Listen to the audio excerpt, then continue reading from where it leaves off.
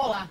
Qual foi a última vez que você atualizou o seu currículo e saiu à procura de um outro emprego? Você acha que estava na hora certa de procurar uma nova oportunidade? Especialistas afirmam que alguns sinais como desmotivação e cansaço excessivo para executar as tarefas podem indicar que está na hora de mudar de trabalho.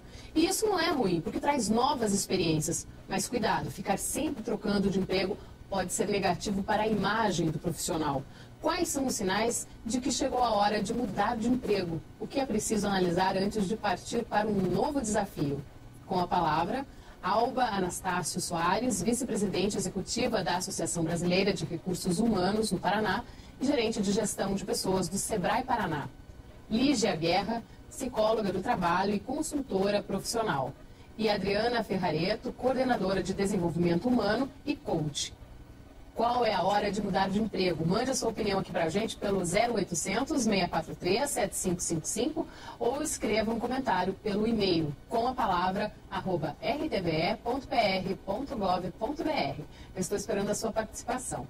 Olá, sejam todas muito bem-vindas. Muito obrigada por estarem aqui hoje.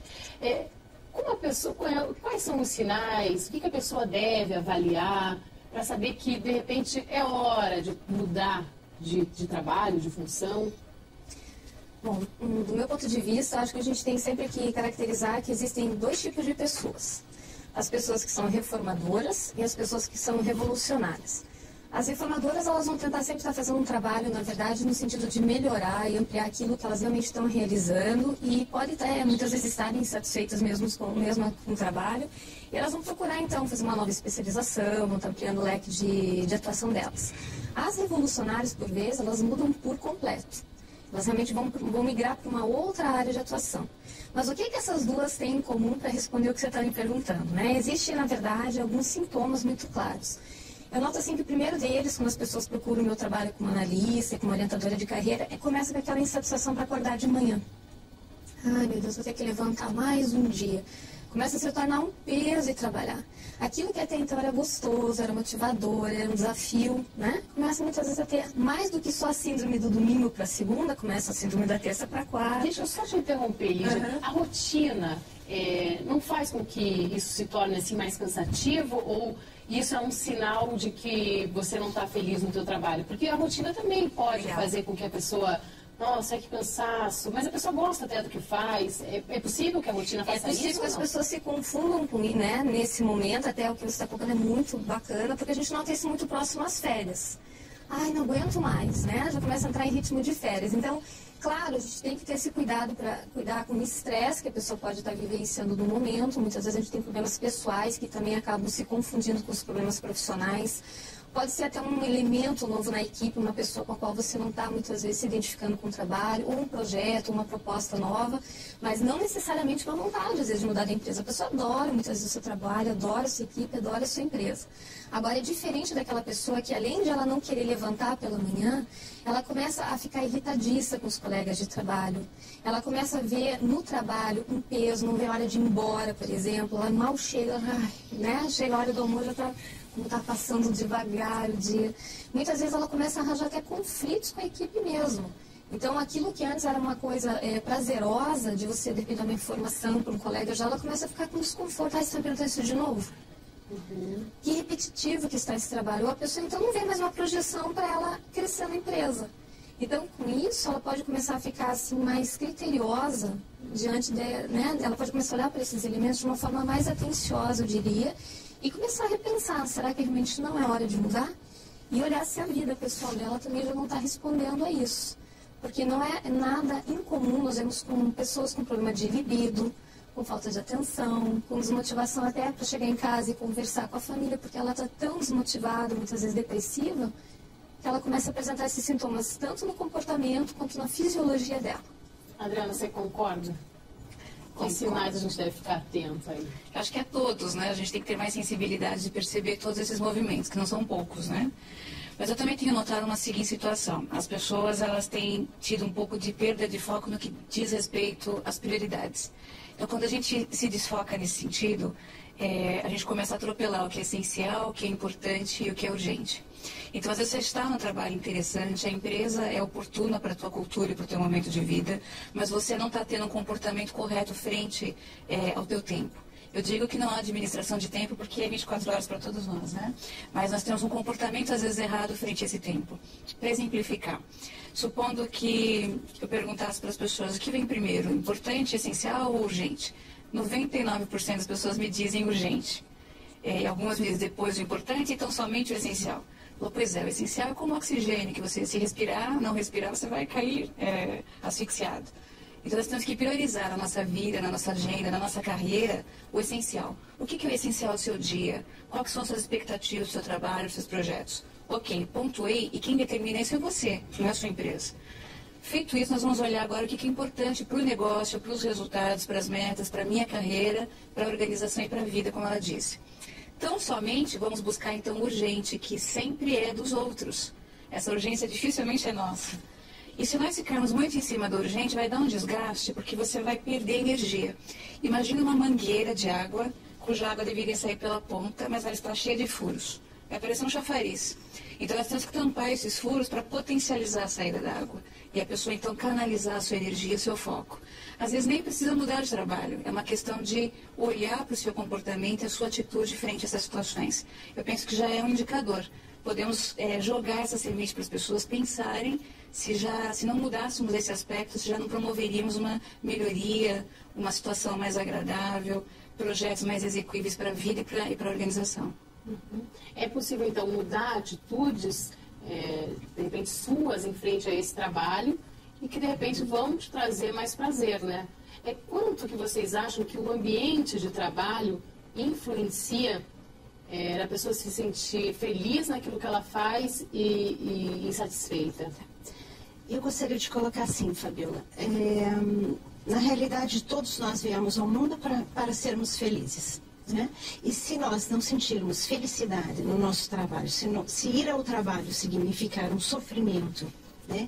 Seja porque eu estou desconfortável por uma situação que eu estou enfrentando e não sei como lidar com ela, né? Ou porque o ambiente de trabalho não me é favorável, os meus valores não batem mais com os valores dessa empresa, eu não vejo perspectivas de crescimento profissional, está na hora de se pensar se eu sim devo permanecer nessa empresa.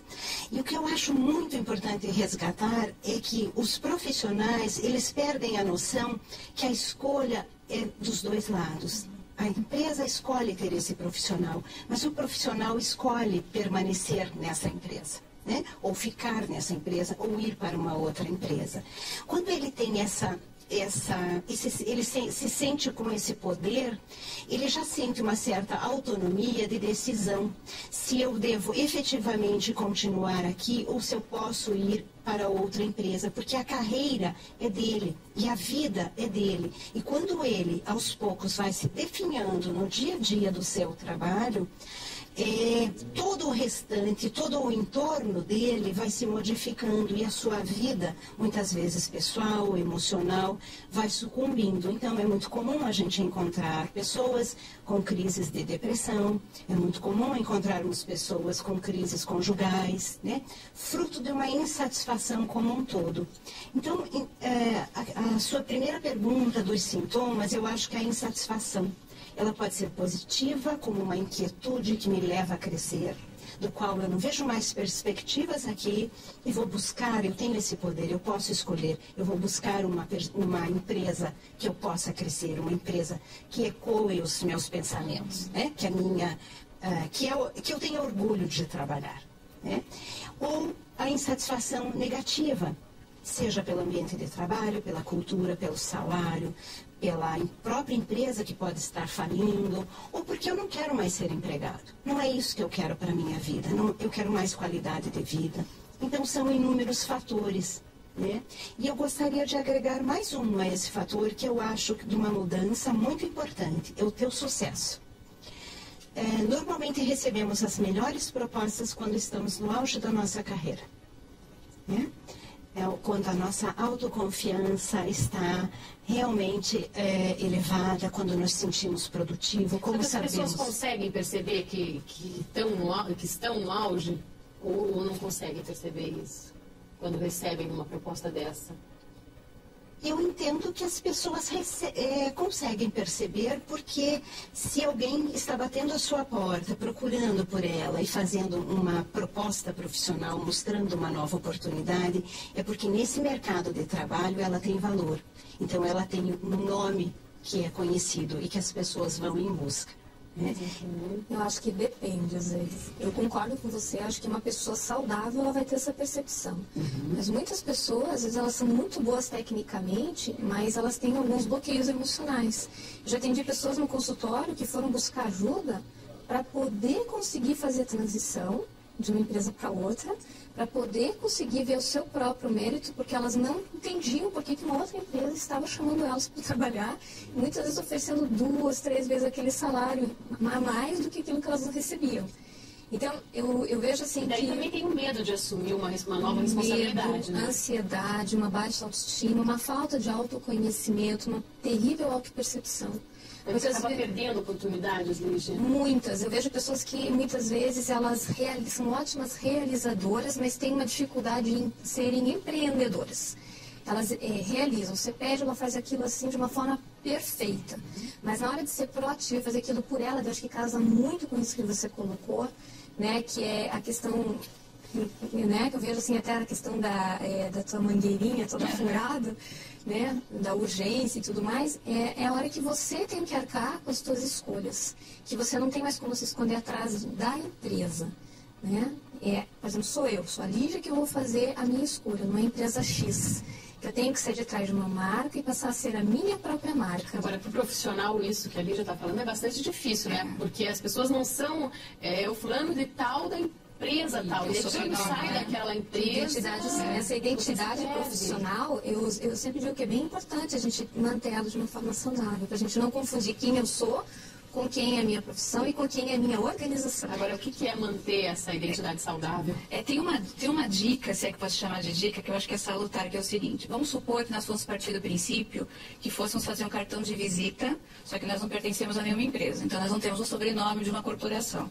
Você ia colocar o seu nome completo, seu celular, seu e-mail, com que cargo ou que função. Você é especialista em quê? Qual é o seu diferencial? Então, essa reflexão é profunda, porque eu falo, meu Deus, é mesmo, né? Será que iguais a mim tem quantos no mercado? E como é que eu vou me destacar efetivamente? Acho que esse primeiro olhar, se nós fizéssemos enquanto nós estamos trabalhando numa organização, a gente já ia ser mais saudável. Bom, eu vou cuidar disso antes que me mandem embora ou que eu queira sair daquela corporação. Segunda grande questão. Será que quando eu vou abordar quem eu sou ou o que eu faço, eu tenho propriedade para falar e eu sei externalizar isso com facilidade na minha comunicação?